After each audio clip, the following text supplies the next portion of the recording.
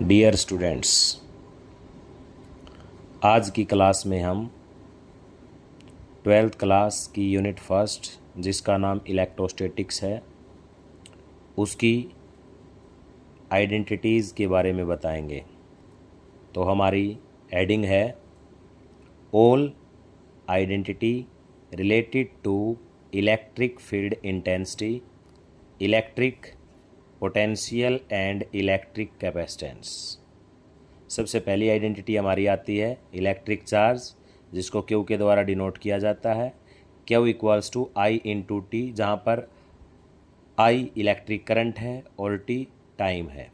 Next identity है हमारी quantization of charge, जिसका फॉर्मूला है Q equals to plus minus N E, where N is number of electrons, E is electrons and Q is electric charge. E की value 1.6 into 10⁻⁻19 coulomb होती है। Third identities है Coulomb's law, जिसके द्वारा force का formula बताया गया था। कोलाम्स ने फोर्स का फॉर्मूला बताया था, यदि दो चार्ज दिए गए हों तो कोलाम्स के सहायता से फोर्स कैसे निकालते हैं। F इक्वल्स टू के Q1 Q2 by R square, but के की वैल्यू होती है 1/4πε0। न्यूमेरिकल पर्पज़ में हम के का मान 9 इंटू 10⁹ न्यूटन मीटर स्क्वेयर पर कोलाम स्क्वेयर लेते हैं भाई। उसके बाद नेक्स्ट आइडेंटिटी आती है हमारी डाइलेक्ट्रिक कांस्टेंट। डाइलेक्ट्रिक कांस्टेंट को के द्वारा रिप्रेजेंट किया जाता है। K equals to E by epsilon naught होता है भाई।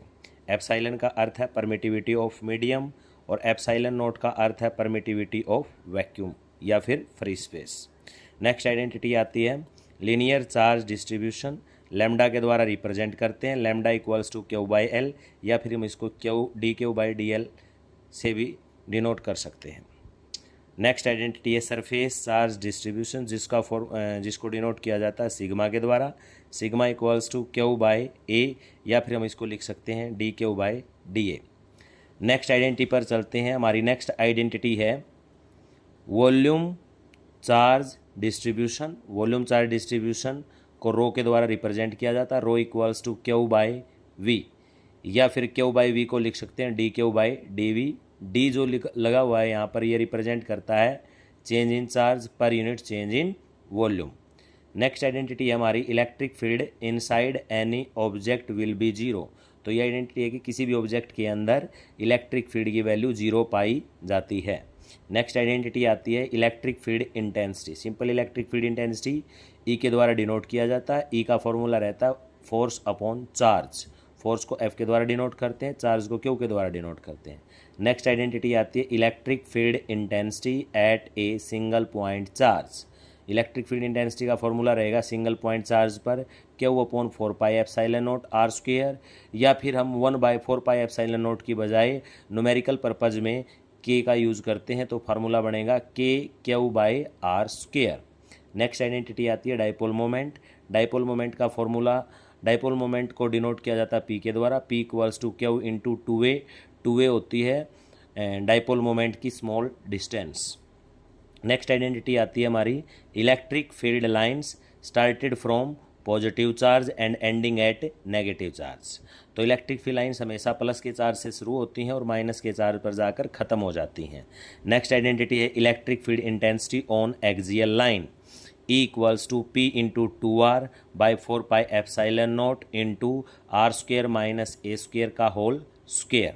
नेक्स्ट आइडेंटिटी आती है भाई हमारी E electric field intensity on equatorial line. Equatorial line के केस में इलेक्ट्रिक फील्ड इंटेंसिटी का फॉर्मूला रहता है E equals to P by 4πε0 into R square plus A square की होल पावर 3/2। एक्सियल लाइन के केस में और इक्वेटोरियल लाइन के केस में स्पेशल केस भी बनते हैं भाई, जिसमें आर को फार फार ग्रेटर देन लिया जाता है इन कंपैरिजन टू ए, और वहाँ पर ए नेगलेक्ट हो जाता है। सिमिलरली आर इक्वेटोरियल के केस में भी आर को फार फार ग्रेटर देन ए, तो वहाँ पर भी ए आर के कंपैरिजन में नेगलेक्ट हो जाता है, तो अलग आइडेंटिटी बनती है। उसके आधार पर भी न्यूमेरिकल को हम डिराइव कर सकते हैं या एक्सप्लेन कर सकते हैं। नेक्स्ट एडिंग है भाई हमारी torque acting on electric dipole placed in electric field lines. जिसका फार्मूला रहता है टॉर्क को डिनोट किया जाता है टाउ के द्वारा। तो फॉर्मूला रहता है tau equals to P E sine theta, जिसको हम स्केलर फॉर्म में लिखे हुए हैं, इसको वेक्टर फॉर्म में लिखना चाहें तो लिख सकते हैं tau vector equals to P vector cross E vector. अगर क्रॉस प्रोडक्ट है तो ट्रिग्नोमेट्री साइन थीटा यूज होती है, अगर डॉट प्रोडक्ट होता है तो ट्रिग्नोमेट्री कोस थीटा यूज होती है भाई। नेक्स्ट है electric potential energy placed in electric field, formula रहेगा minus P E cos theta. Next identity है इलेक्ट्रिक पोटेंशियल या फिर पोटेंशियल डिफरेंस, दोनों की आइडेंटिटी सेम होती है, V equals to W by Q. W यहाँ पर वर्क का कार्य करता है, क्यू चार्ज का कार्य करता है और V इलेक्ट्रिक पोटेंशियल को डिनोट करता है। नेक्स्ट हेडिंग आती है electric potential at a single point charge. Single point जिस प्रकार electric field intensity single point charge पर थी, सिमिलरली इलेक्ट्रिक पोटेंशियल भी सिंगल पॉइंट चार्ज पर हम निकाल सकते हैं। V equals to Q upon 4 pi epsilon not into are.